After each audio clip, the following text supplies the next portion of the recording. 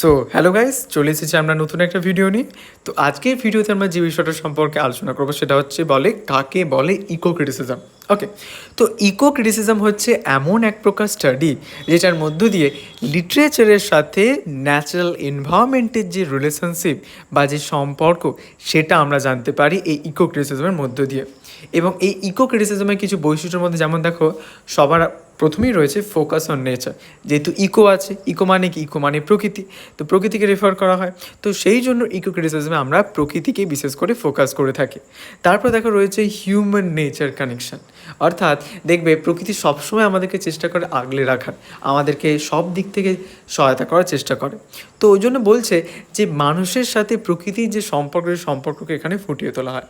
তারপর দেখা রয়েছে ক্রিটিক্স এনভায়রনমেন্টাল ইস্যুস এবং সামাজিক বিভিন্ন এনভায়রনমেন্টাল ইস্যুস, যেমন ধরে নাও pollution, climate change, biodiversity loss, এইগুলোকে ফুটিয়ে তোলা অ্যাকচুয়ালি লিটারেচার নয়, যাতে করে কী হয়, লিটারেচার পড়ে মানুষ এগুলো সম্পর্কে একটা অ্যাওয়ার হতে পারে। ঠিক আছে, তারা বুঝতে পারে যে না, এবার আমাদের প্রকৃতিকে কিন্তু বাঁচাতে হবে।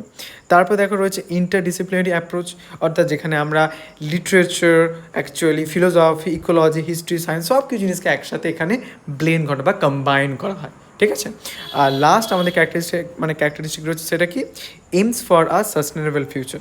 একটা ভবিষ্যতে একটা সাস্টেনেবল একটা ফিউচারকে তৈরি করার ক্ষেত্রে এখানে কিন্তু ইকো ক্রিটিসিজম একটা গুরুত্বপূর্ণ রোল কিন্তু প্লে করে, যেখানে আমরা অ্যাওয়ারনেস সম্পর্কে এবং বলতে পারো প্রকৃতির সাথে আমাদের ইন্টারাকশন করার যে প্রয়োজনীয়তা সেই ব্যাপারগুলো সম্পর্কে এখানে দেখানো হচ্ছে। ঠিক আছে, তো এই হচ্ছে আমাদের ইকো ক্রিটিসিজম। তো যদি কারো কোথাও কোনো কোয়েশ্চেন থাকে ইকো ক্রিটিসিজম